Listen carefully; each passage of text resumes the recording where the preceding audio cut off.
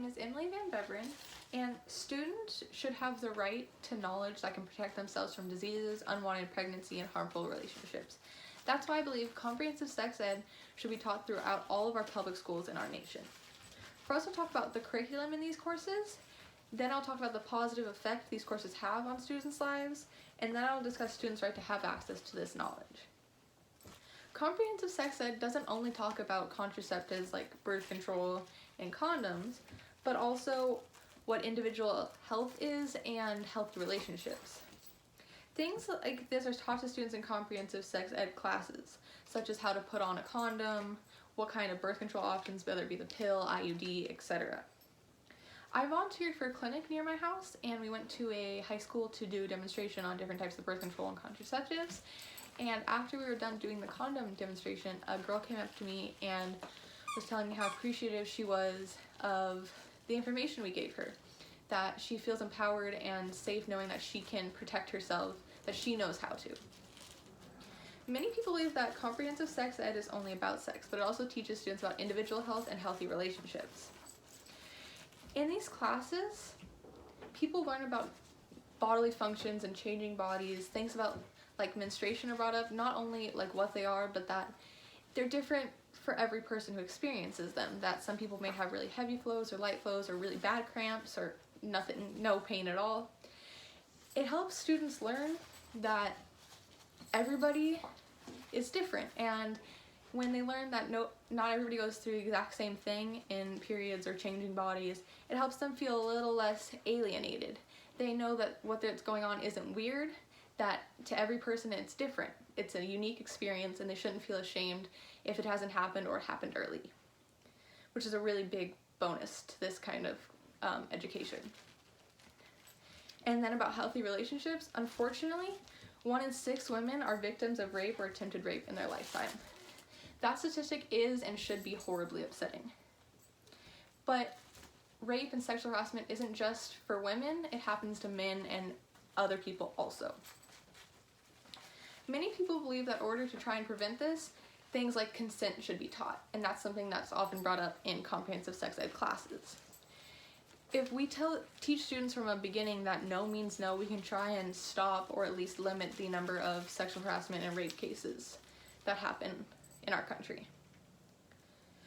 There's a lot of proof to support that this knowledge helps students. Many people believe that comprehensive sex ed should be taught just because they believe it's the right thing or they personally believe in it. But fortunately for them and people like myself, there's a lot of statistics to back up those claims. Teens who received comprehensive sex education were 50% less likely to experience pregnancy than those who received abstinence only until marriage, which is a huge percent. Studies like these are a very compelling argument for comprehensive sex education over other types of sex education. And I've seen firsthand the difference this knowledge has to people in my own life. I've had friends who, before we had our senior sex ed class, she was in an abusive relationship, not physical, but emotional and mental. And after she learned about the different resources where people can get help if they're in a bad relationship, she was able to get out of that relationship safely and is so thankful that she had that class so she was able to get out, which is amazing. And it's stories like those that really compel me to believe in comprehensive sex ed and that it does work because I've seen it firsthand. And according to NCBI, out of the 38 states in our nation that have sex education, only 8 were completely comprehensive sex education. The other 30 talked about abstinence only. This statistic is very troubling to me personally, since there are many studies like the one listed above that comprehensive sex education is the one that works the best. It's the most reliable to keep students safe from pregnancy, STDs, and harmful relationships. Young adults are eventually going to experiment and have sex, so we should give them all the knowledge we can so they can protect themselves when the time comes. Since there is proof that comprehensive sex ed helps these students, they have the right to this knowledge, just as they do to any other material in school. When students go to school, they expect to be taught things that will help them grow, be smarter, and help prepare them for adult life. Sex ed should be included in that category in that education. Students have many rights in public schools, not a lot, but many.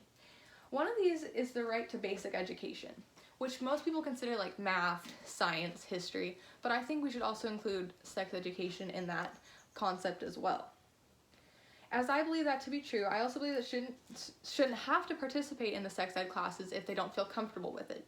If it goes against their beliefs or they don't want to be a part of it, they shouldn't be forced into it, which is something that a lot of people who are against sex ed fall back on as religious beliefs, which is fine. I just believe that everyone should have access to it, and if they choose personally not to go into it, that's fine, but they should have the chance to have the knowledge if they want to. Opposers say that a lot of the material isn't age appropriate, but when in reality it's the best time to learn about it. I think students should be given access to this knowledge before they need it, before they're having sex, before they're in harmful relationships. You don't want someone to already be sexually active and then teach them how to use a condom or what birth control is, because they could have already contracted diseases, become pregnant, or be hurt in some way. You don't expect somebody to know how to be safe in something before you teach them about it. We should do it before it's necessary. This is a way we can really support our students and actually prepare them for their future lives. And according to a website, curriculum content in schools is geared toward tests, not real world applicable stuff or interest from students. And I know personally, I can relate to this statement.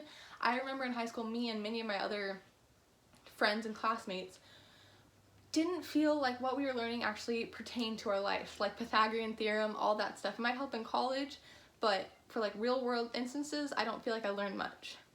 So I feel like something we can give them that'll help them for the rest of their lives is sex education.